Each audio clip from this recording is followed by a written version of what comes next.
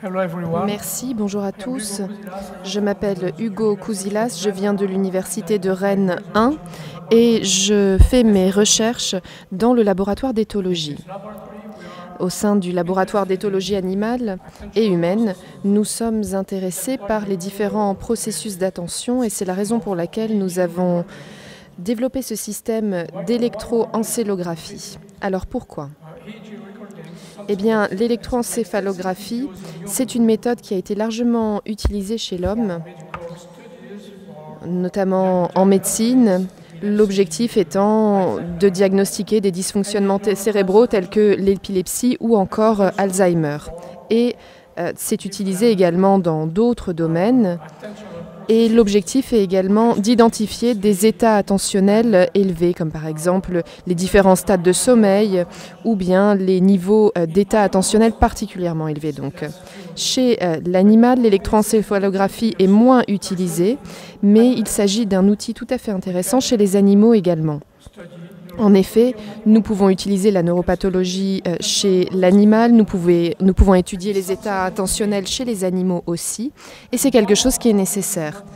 Alors, certes, l'électroencéphalographie n'a pas encore été beaucoup utilisée chez l'animal. Alors, chez l'être humain, c'est facile de lui dire ne parlez pas, ne bougez pas. Avec un animal, c'est beaucoup plus difficile. Donc, la grande majorité des enregistrements, des tests, ont été appliqués avec des électrodes insérées très profondément dans le cerveau. C'est-à-dire qu'il est nécessaire de passer par une chirurgie, par une opération chirurgicale. C'est pas très agréable et ça a été fait également sur des chevaux parfois. Il y a une trentaine d'années, c'était encore ainsi que se faisaient les EEG. Depuis lors, pour les chevaux, eh bien, l'on essaie d'employer des méthodes moins invasives. C'est-à-dire que, comme pour les êtres humains, les électrodes sont placées sur la peau. Le problème étant que pour ce faire, il est nécessaire de raser, de tondre la zone du cheval concerné. Il est nécessaire de coller les électrodes. Et puis, il faut également qu'il y ait beaucoup de câblures sur la tête du cheval. Donc, bien entendu, c'est complexe. C'est un processus qui est chronophage et c'est un processus qui est relativement peu utilisé chez le cheval. Et même les vétérinaires ont tendance à ne pas opter pour cette méthode, par exemple pour vérifier l'anesthésie. Si vous procédez à une opération chirurgicale sur un animal et que vous n'avez pas de moyen de connaître quel est l'état attentionnel de l'animal, à savoir l'animal est-il éveillé, l'animal est-il endormi, y aura-t-il une évolution de son état attentionnel pendant la chirurgie? Donc les vétérinaires ne l'utilisent pas et la seule chose qui est faite, c'est de vérifier, de surveiller la fréquence cardiaque. Donc on vérifie la fréquence cardiaque, la respiration et l'on observe l'animal. Alors lorsque l'on fait cela sur un cheval, il faut savoir que c'est difficile. Parce que lorsqu'un cheval est anesthésié, eh bien, il est couché. Donc il est couché dans la salle d'opération et si jamais il commence à se réveiller juste un tout petit peu, ça peut être une situation immédiatement très difficile, voire dangereuse. Il est donc nécessaire de disposer d'une méthode facile à utiliser qui puisse être appliquée de manière routinière. Ainsi, les vétérinaires auront la possibilité d'avoir recours facilement à cette méthode et ce pour toutes les opérations faites sous anesthésie. Mais ce serait également une méthode très utile pour nos études. Les états attentionnels nous intéressent grandement, mais il est nécessaire de savoir ce qui se passe dans le cerveau de l'individu ou de l'animal. C'est la raison pour laquelle nous avons travaillé afin de développer cette électroencéphalographie, une méthode qui est facile à utiliser, facile à placer, facile également à mettre en œuvre. Vous l'appliquez, vous la retirez. Il s'agit d'un prototype que nous allons vous présenter et que nous allons placer sur la tête du cheval qui est ici derrière moi. Alors ce qui est formidable avec le cheval, c'est que le cerveau est juste à l'avant Le cerveau est vraiment situé entre les oreilles et les yeux. Donc si vous placez l'électrode juste là, eh bien le cerveau il est vraiment juste en dessous. Il faut savoir que le cerveau du cheval n'est pas très grand. C'est un très grand animal, mais qui a un petit cerveau. Mais bon, c'est pas la taille qui compte, vous savez. En tout cas, pas pour le cerveau. Ce qui est plus important, c'est ce qu'on fait avec le cerveau. Ça, c'est important. Donc nous allons placer ce casque sur la tête du cheval. Alors une fois de plus, il ne s'agit que d'un prototype. Il y a peu d'électrodes, 2 électrodes à gauche, 2 électrodes à droite et une électrode liée au sol qui, celle-là, se retrouvera juste au milieu des oreilles. Ainsi, nous serons en mesure d'enregistrer l'activité de l'hémisphère droit et de l'hémisphère gauche, et ces 2 activités vont être enregistrées de manière distincte et séparée. Une fois de plus, il s'agit d'un prototype et bien entendu, nous souhaitons développer davantage d'équipements et peut-être le sophistiquer également. Donc Céline va placer ce casque sur la tête du cheval. Céline a beaucoup travaillé sur ce projet, elle est impliquée dans ce projet. Et si vous voulez savoir avoir un peu plus d'informations sur Céline, sachez qu'il y a un poster sur ses travaux dans la salle où il y a tous les posters, c'est-à-dire derrière le manège où la conférence aura lieu demain. Et donc, pour qu'il y ait contact entre les électrodes et la tête du cheval, elle va également utiliser une crème conductrice. Donc vous verrez que c'est très facile à placer.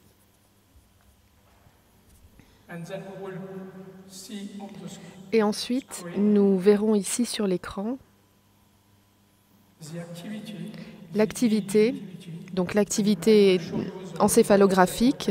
Et moi, je vais vous montrer la courbe qui peut être enregistrée. Donc.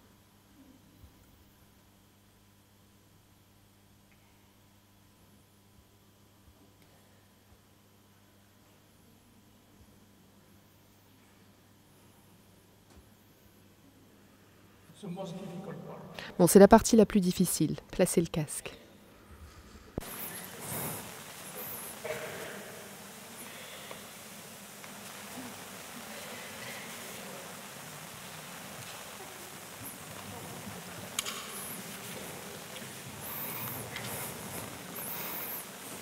The horse is very quiet. Le cheval est très calme.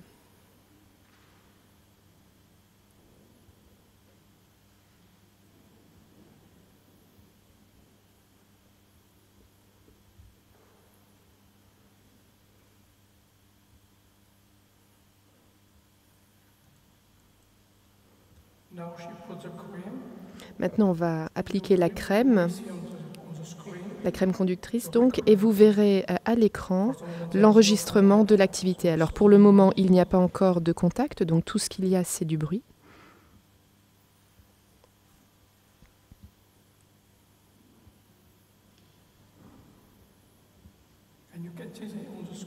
Et vous voyez à l'écran qu'il y a des mouvements. Sur la partie gauche de l'écran, donc la partie à gauche en haut, vous avez les électrodes placées à gauche de la tête du cheval. Et en bas, donc à gauche, en bas à gauche, ce sont les électrodes du côté droit. Et à droite de l'écran, vous avez les différents types de vagues, d'ondulations qui peuvent être enregistrées par une électroencéphalographie. Donc vous pouvez voir qu'il y a des mouvements. Ma collègue n'a pas encore terminé d'appliquer la crème, mais vous pouvez voir sur la partie gauche de l'écran, eh bien, nous avons d'ores et déjà des ondulations qui apparaissent. Et ce que nous pouvons identifier ici, voilà.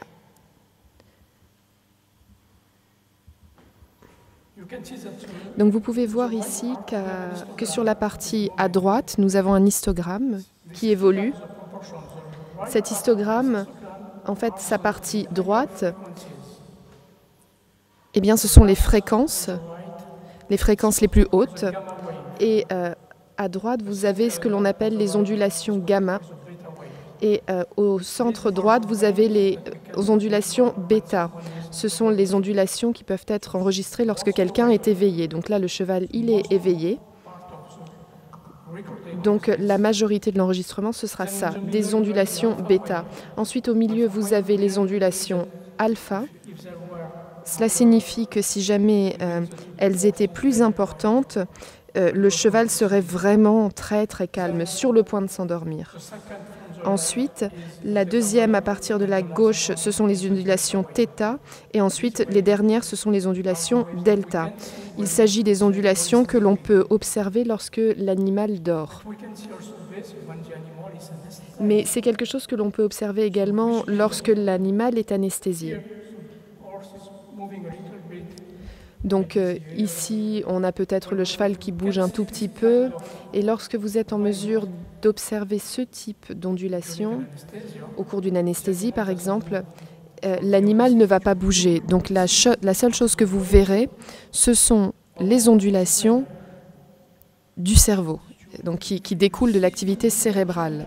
Et si vous voyez des petites modifications dans la proportion, par exemple si les hautes fréquences se renforcent, cela signifie que l'animal est en train de se réveiller. Dans ce cas, le vétérinaire devra injecter davantage d'anesthésiants afin de pouvoir poursuivre l'intervention chirurgicale. C'est une chose qui peut être très utile pour les vétérinaires notamment. Bien. Alors ici, vous avez toutes les ondulations qui sont présentes. Mais puisque nous avons affaire à un animal qui est éveillé, je vais filtrer les très basses fréquences.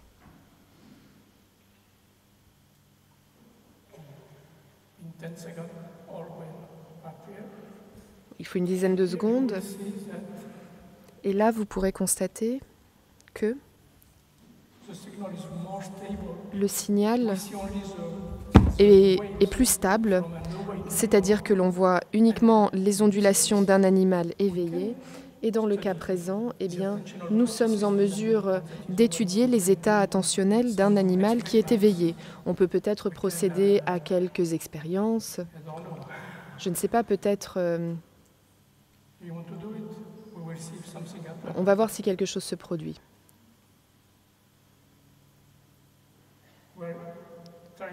Donc là, ce qu'on va essayer de faire, c'est de conserver l'attention du cheval, d'avoir son attention. Donc vous devriez voir que l'ondulation à droite est plus forte. C'est exactement ce qui se produit. C'est exceptionnel, ça fonctionne.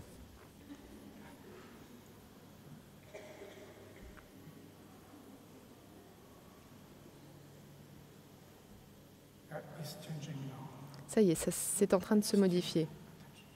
Mais on a encore l'attention du cheval, qui observe donc le pointeur. Donc en fait, ma collègue utilise un laser vert très fort qu'elle est en train de pointer sur la boîte noire en dessous de l'écran. Et le cheval a vu le point vert et donc il est en train d'observer le point vert de très près.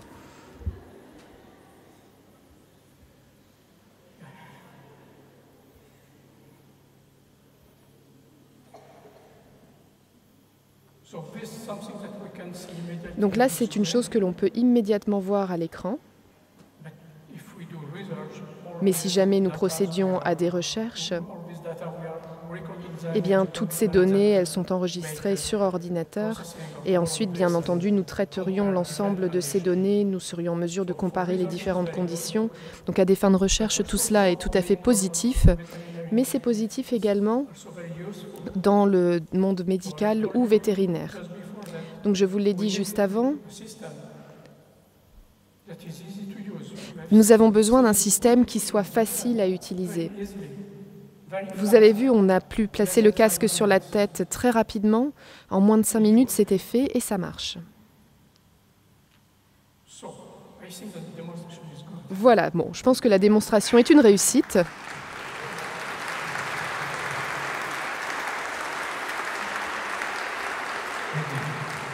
Et je vous remercie.